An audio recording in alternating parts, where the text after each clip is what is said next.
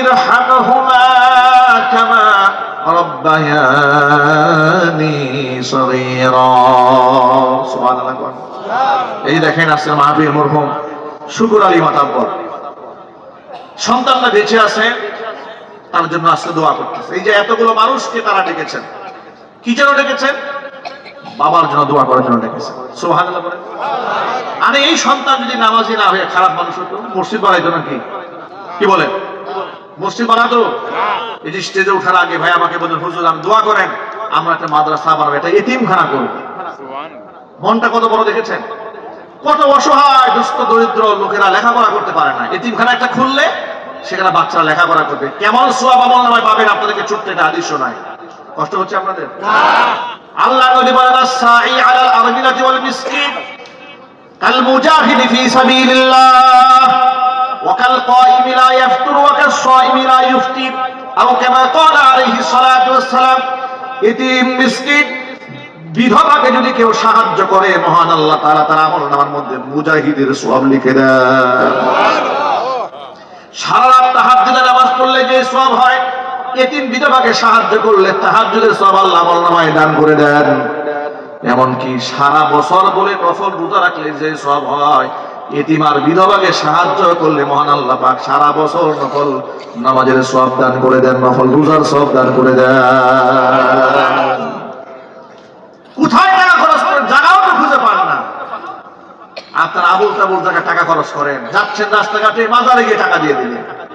ঠিক না ঠিক? বহু বছর আগে ময়মনসিংহ অঞ্চলে মাহফিল আছে, গাড়ি একটা রেন্টি কাটতে ভাড়া নিয়ে যাচ্ছি, হঠাৎ করে ড্রাইভার গাড়ি ব্রেক দিয়েছে, এরপরে নেমে গেল, কিছু টাকা টোকা বাজারে দিয়ে আসলো। জিজ্ঞেস করলাম গাড়ি ব্রেক দিলেন কেন? বলে, হুজুর যে উস্তাদের কাছে ড্রাইভ শিখেছি, উস্তাদ বলেছে এই যে রাস্তাঘাটে উলিয়া উলিয়ার বাজার দেখলে টাকা দিয়ে যাইতে, তাহলে নাকি বিপদ আপদ থেকে বাঁচা যায়। নাউজুবিল্লাহ পড়েন। আমি খবর নিয়ে দেখলাম এই অলি বলে যে বাজারে সে টাকা দিয়েছে, এটা প্রতি পাগলার মাজার, নামাজও পড়ে নাই জীবনে পড়ে। ঠিক না বেরিয়ে বলেন? এর কাছে কবরে টাকা দিয়ে আসে, নাজাত মুক্তি পেয়ে যাবে, রাস্তাঘাটে বিপদ থেকে বাঁচবে। শয়তানির একটা লিমিট থাকা উচিত, মূর্খদের একটা মাত্রা থাকা উচিত।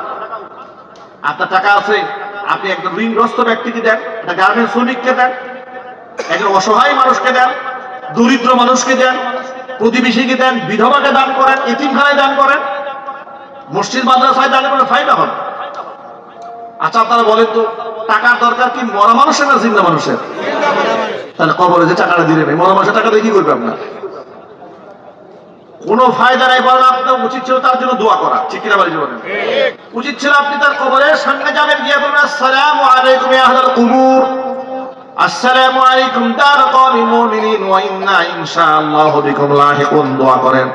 সেটা আপনি করলেন না। সূরা ফাতিহা পড়েন, সূরা ইখলাস 3 বার তেলাওয়াত করেন, দুরূদ শরীফ পাঠ করেন। আল্লাহর কাছে বলেন, রব্বুল আলামিন তেলাওয়াতকৃত আয়াত দুরূদ শরীফের সবগুলো আল্লাহ তার রূহের উপর বর্ষিয়ে দিলাম, কবুল করে না। এরকম দোয়া করেন। এই যে দেখেন 16 ডিসেম্বর এই দেশের লোকেরা সব চলে গেছে শহীদ মিনারে। শহীদ মিনারে গিয়ে স্মৃতি স্তম্ভের সামনে দাঁড়িয়ে এরপরে দিল ফুল, ফুল দিয়ে চুপচাপ নীরব দাঁড়ায় আছে। আপনারা বলেন তো, চুপচাপ দাঁড়ায় থাকলে কি আল্লাহ অনেক খুশি হয়ে যাবে? আরো যদি বলেন। আর কবরের উপর ফুল দেওয়ার রেওয়াজ আপনারা কে শিখাইবে? আপনি কবরে কেন ফুল দিচ্ছেন আর চুপচাপ দাঁড়িয়ে থাকেন কেন? কবরের সামনে কি চুপচাপ দাঁড়িয়ে থাকার নির্দেশ? আর আপনি তো কবরের সামনে গিয়ে তো ফুল দেন না, ফুল দেন 3টা খাম্বার সামনে গিয়ে। ঠিক আছে বলেন? তাহলে খাম্বা পূজারি হয়ে গেলেন। শহীদ মিনারে শ্রদ্ধার নামে আপনি শিরিক করেছেন। এই শিরিক থেকে গোটা জাতিকে বাঁচতে হবে। ঠিক আছে বলেন? শুধু কি শহীদ মিনারে গিয়ে ফুল দিয়ে শিরিক করেছে না, বিভিন্ন জায়গায় নাটক মঞ্চস্থ করেছে।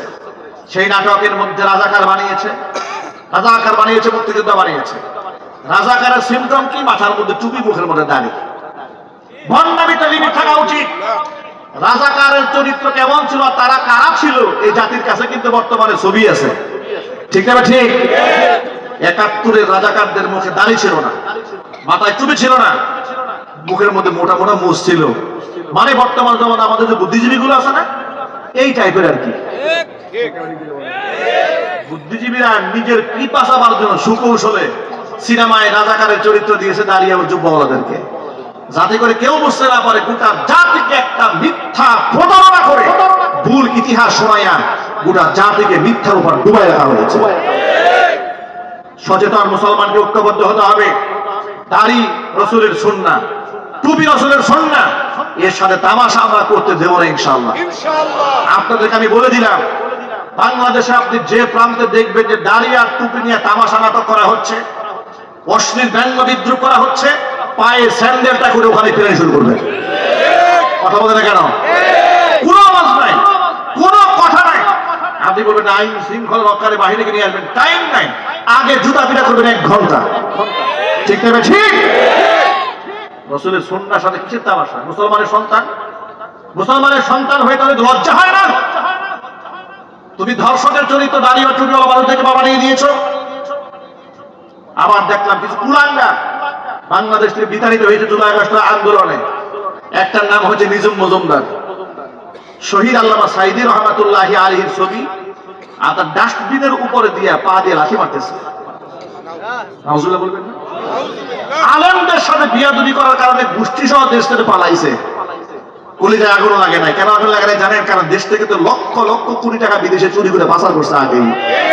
ওখানে বসে বসে মাস্তি করে, মাস্তি মজা মারতেছে। যদি রাষ্ট্রের টাকা বিদেশে পাচার করতে না পারতো, ওরা ভিক্ষে করে খাইতো। ঠিক না? ওরা বঙ্গোপসাগরে ঝাঁপ দিয়ে আত্মহত্যা করে মরতো, কিন্তু বিদেশ যাইতো না। আর ওরা জানে ওদের তো নাই কোনো যোগ্যতা রাস্তাঘাটে ভিক্ষে করে খাওয়া ছাড়া। কিন্তু যখন দেখেছে অসুবিধা কি, যেই লুটপাট করেছি, ওরা বাংলাদেশ থেকে 28 লক্ষ কোটি টাকা বিদেশে পাচার করেছে। কত টাকা? 28 লক্ষ কোটি টাকা। আমরা আমাদেরকে নাকি গরিব দেশ বলে। আমি তো বড় পৃথিবীতে এসতে বড় ধনী কোনো রাষ্ট্রই নাই। কি বলেন? আমেরিকা থেকে এত টাকা কোনদিন পাচার হয়েছে? সৌদি আরব থেকে হয়েছে? ব্রিটেন কানাডা থেকে হয়েছে? বাংলাদেশ থেকে হয়েছে। তাহলে বাবা গরিব কি করে? গরিব বানিয়ে রাখা হয়েছে রাষ্ট্রটা। 28 লক্ষ কোটি টাকা যদি বাংলার মাটিতে থাকতো, এই দেশের রাস্তাঘাট গুলো মালয়েশিয়ার চেয়ে উন্নত হইতো। চিকিৎসার জন্য আমাদের সিঙ্গাপুরে দৌড়াইতে হতো না, এই রাষ্ট্রে আমাদের চিকিৎসা হতো। এই ভারত আমাদের সাথে মাতাব্বরি করে, ওদের এই আছে সেই আছে, ওরা বলে পারমাণবিক বোমা আছে। এই পারমাণবিক বোমা আমাদেরও থাকতো যদি 28 লক্ষ কোটি টাকা বিদেশে পাচার না হইতো। ওরা আমাদেরকে বিপ্লব ফকির বানিয়ে রেখেছে। ওরা বিদেশিকে মাস্তি করে আর দেশের আলেমদের সাথে বিয়াদবি করে, আর কথায় কথায় বলে অস্ত্র ঢেকে আমাদের সাথে যুদ্ধ করবে। আমরা বলি বেটা আয়, সাহস থাকে। কথা বলে না কেন? নিজুম মজুমদার ওদের নাতিপুতি থেকে বলে আয় তোরা বাংলাদেশে আয়। এদেশের তাওহীদ জনতা তোদেরকে আপ্যায়ন করার জন্য রেডি হয়ে বসে আছে। কারণ তোদের সাথে বহুত পাওনা বাকি আছে। তোরা শাপলা চত্বরে আলেমদেরকে শহীদ করেছিস। কথা বলতে হবে, ঠিক না? ঠিক। জুলাই আগস্ট বিপ্লবে তোরা অসংখ্য মায়ের বুক খালি করেছিস। তোরা 16 বছর অসংখ্য মানুষদেরকে গুম করেছিস, খুন করেছিস। আবার তারা রক্তের হোলি খেলা খেলার জন্য তারা বাংলাদেশের মানুষকে ছেদ করিস। আর বাংলাদেশে আমরা রেডি আছি, একটা কাল দিনটা খেলা হবে, মাটির নিচে ফুটে দেওয়া হবে। ওরা আমাদেরকে ভয় দেখে, আমরা কি একদম ভীত হয়ে যায়। আমার ভাইয়েরা, এরা হচ্ছে অভিশপ্ত মালউন। অভিশপ্ত না হলে আলেমদের সাথে বিয়াদবি করাটা ঠিক না? ঠিক বলেন? আলেমের ছবির মধ্যে ওরা লাথি মারতেছে। কত বড় হারামখোর, কত বড় হারামি, কত বড় জানোয়ার হলে আলেমদের সাথে এত বড় দুর্ব্যবহার করতে পারে। ওরা অভিশপ্ত হয়েছে আলেমদের সাথে বিয়াদবি করার কারণে। আমার ভাইয়েরা, মা বোনেরা, যে কথা বলতেছিলাম কান খাড়া করে শোনেন। সন্তানদের বদদুয়া করবেন না। সন্তানরা আপনার দুয়ার ভিখারি। আপনি দোয়া করেন, আপনার দোয়া 100% কবুল হয়ে যাবে। জোরে করে আমিন। ওদের ইদানিং দেখলাম এই বামপন্থীদের মাজারের প্রতি খুব মহব্বত। হাইরে মাজার ভেঙে ফেলতেছে, এই বলে জীবনে পড়ে না নামাজ, এর মাজারের জন্য মায়া লাগছে। ঠিক আছে? বলেন আমি মাজারের জন্য মহব্বত না করতে কাজা করে। বাংলাদেশ কোন হক্কানি পীরের মাজার কে ভাঙছে বলেন আপনারা? বাংলাদেশের কোন হক্কানি আল্লাহর ওলির মাজার কে ভাঙছে? কেউ ভাঙে না। হ্যাঁ, ওই সমস্ত মাজারে হামলা হয়েছে যে সমস্ত মাজার কেন্দ্রিক মদ গাঁজার ব্যবসা হইত। তাওহীদ জনতা আল্লাহর ওলিদের মাজারের সাথে বিয়াদবি করে নাই, বরং আল্লাহর ওলিদের সাথে মাজারের সাথে বিয়াদবি গাঁজাখুররা করেছে। শাস্তি তো গাঁজাখুরদের হওয়া উচিত। তাওহীদ জনতা মাজারে ভেঙে কি মহব্বত, নামাজের খবর নেই, মাজারে মহব্বত করে যাবো না। আল্লাহর ওলিদেরকে আমরাই পছন্দ করি, আমরাই মহব্বত করি। ঠিক না? ঠিক। আর মাজার জিয়ারতের স্থান, মাজার পূজার জায়গা না, মাজার সাহায্য চাওয়ার জায়গা না, মাজারে গিয়ে দোয়া করতে হয়। আল্লাহ পাক কথাগুলো বুঝার তৌফিক দান করেন। অন্য প্রসঙ্গে চলে যাচ্ছি, মূল কথায় ফিরে আসি। সন্তানের দোয়া বদদুয়া এটাও কবুল হয়। এই জন্য সন্তানদেরকে মানুষ বানান, সন্তানদেরকে সম্পদে পরিণত করুন। সন্তানদের জন্য অবার সম্পদ রেখে না গিয়ে সন্তানদেরকে সম্পদে পরিণত করে যান, ফায়দা হবে।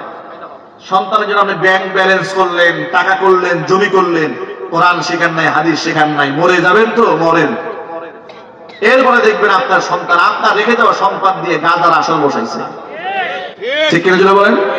সন্তান শেষ হয়ে যাবে, লোকে আসল আহারে লোকটা কত ভালো ছিল, সন্তানটা এত খারাপ হয়ে গেছে, এরকম বলবে।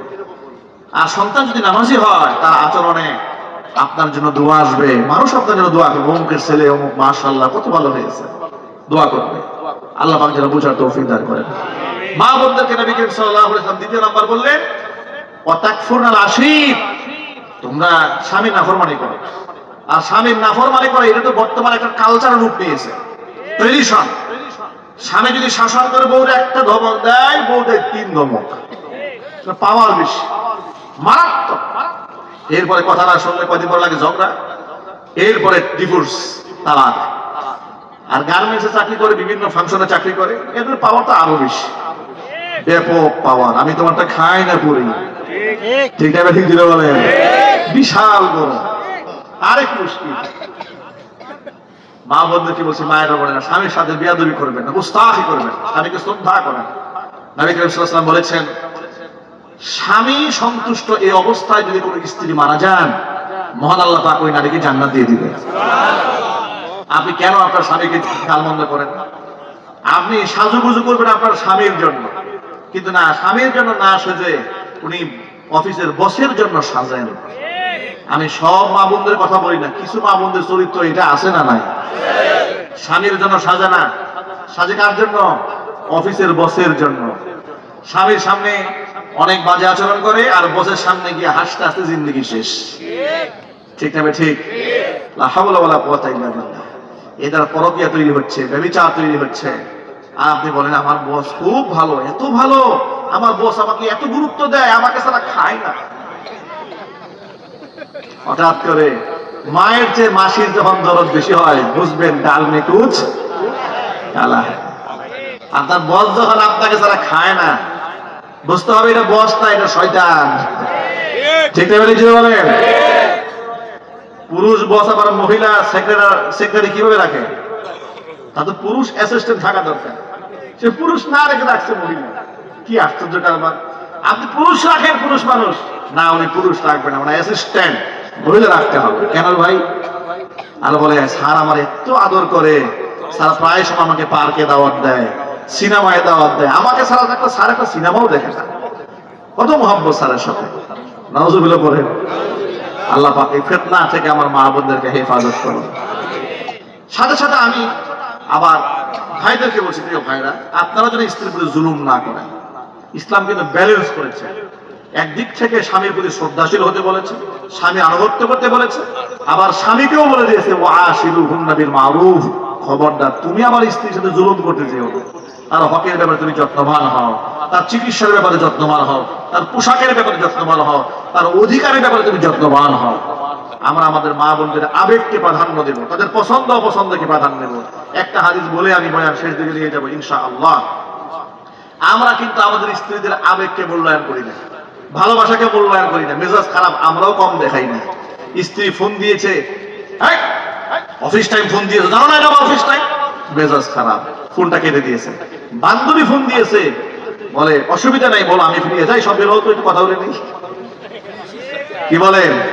এই চরিত্রের পুরুষও তো আছে না নাই? তাহলে শুধু নারীদেরকে দোষ দিয়ে লাভ নাই, আমাদের নিজেদের মধ্যে অসংখ্য সমস্যা আছে, এখানটা আমাদের বের হয়ে আসতে হবে। আমরা শুধু একটা হাদিস আপনাদেরকে শোনাই। নবী করিম সাল্লাল্লাহু আলাইহি ওয়াসাল্লাম স্ত্রীদের সাথে কেমন ব্যবহার করতেন একটা এক্সাম্পল শোনেন। মা আয়েশা রাদিয়াল্লাহু তাআলা আনহা বলেন, আল্লাহর হাবিব সাল্লাল্লাহু আলাইহি ওয়াসাল্লামের একাধিক স্ত্রী থাকার কারণে তিনি তো দিনক্ষণ নির্ধারণ করে আলাদা আলাদা স্ত্রী ঘরে সময় কাটাতেন। সপ্তাহের এক এক দিনে এক একজনের কাছে থাকতেন। তো আমার কাছে যখন বাটে এসেছে, সময় এসেছে, আমার কাছে থাকবেন। হুজুর আমার কাছে থাকা অবস্থায় আমার কোন এক সতীনের ঘর থেকে রাসূলের জন্য পিয়ালার মধ্যে সামান্য হাদিয়া এসেছে। মা আয়েশা বলেন, সতীনের ঘর থেকে আসছে হাদিয়া, এটা আমার সহ্য হয় না। মহিলা মানুষ তো, কি বলেন, ফেরেশতা তো আর না, তাদের তো রাগ আছে, অভিমান আছে, মান আছে, গুসা আছে। মা আয়েশা বলেন, আমার প্রচন্ড গায়রতে লাগলো, আমার ঘরে এসেছে, আদর আপ্যায়ন মোহব্বত যা করে এখন আমি করব, তোর ঘরে যখন যাবে তুই খাওয়াবি, তা আমার ঘরে থাকা অবস্থায় তুমি কেন খাবার পাঠিয়েছো? এই জন্য পিয়ালা ধরে আসার মেরে খাবার কয়েকটা টুকরা টুকরা করে ফেলছে। এখন আপনারা বলেন, এই কাজটা যদি আমাদের বউ আমাদের সামনে করতো, কি করতাম? হ্যাঁ, আদর করতাম। আর সে মায়ের কথা বলা হইতো, তার তো কোনো সীমায় থাকতো না, চুলটা ধরে 12টা বাজায় ছাড়তাম। এটা আমাদের চরিত্র। আপনারা যারা কথায় কথায় বলেন ইসলামে 4 বিয়ে আছে, 4 বিয়ে আছে, আরে বাবা 4টা বিয়ে করার আগে মাসলা আগে শিখে নেন, ঠিক না বলেন? শুধু বিয়ের কথা বলা হয় নাই, বিয়ের মাসলা বড় কঠিন। হক আগে আদায় করতে হবে, ঝগড়াঝাটি বন্ধ রাখতে হবে। আল্লাহর নবী দেখেন কি করলেন, শোনেন। উম্মুল মুমিনিন মা আয়েশা রাদিয়াল্লাহু তাআলা আনহা বলেন, আমি যে হুজুরের সামনে এত বড় জঘন্য আচরণ করলাম, আল্লাহর কসম করে বলে আল্লাহর নবী একটু বিরক্ত হলেন না, আমাকে একটা ধমকও দিলেন না, হুবহু একটা পেয়ালা কিনে আমার সতীনের ঘরে নবীজি পাঠিয়ে দিলেন। উনি যেন আমার বুঝতে না পারে পেয়ালাটা আমি ভেঙে ফেলি, তার মনে কষ্ট লাগবে, আমার মনে তার একটা ক্ষোভ তৈরি হবে।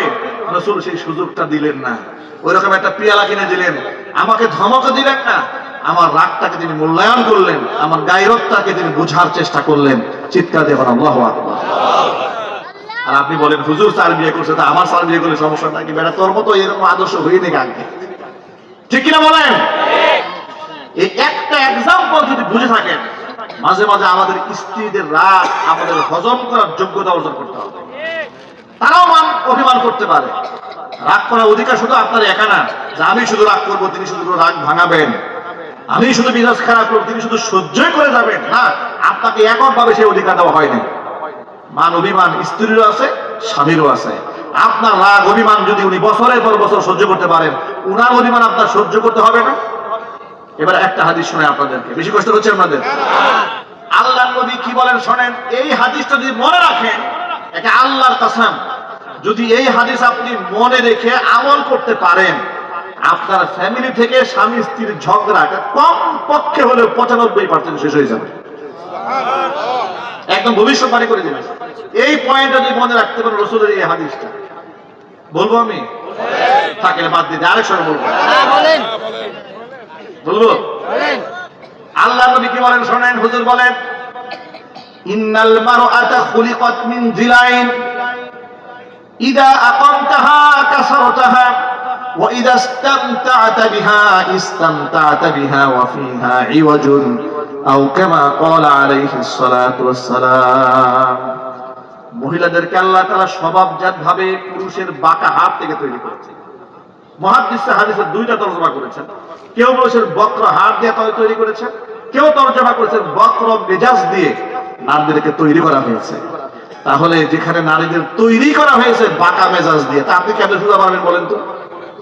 ইদা আকামতাহা, হুজুর বলেছেন তুমি যদি বেশি টাইট দিয়ে সোজা বানাইতে যাও, জানি যা বলবো তাই শুনতে হবে, আমি বলবো দাঁড়াও উনি দাঁড়াবেন, আমি বলবো বসো উনি বসে যাবে, এই চিন্তা যদি মাথায় রাখে, ইদা আকামতাহা কাসারতাহা, রাসূল বলেন শেষ।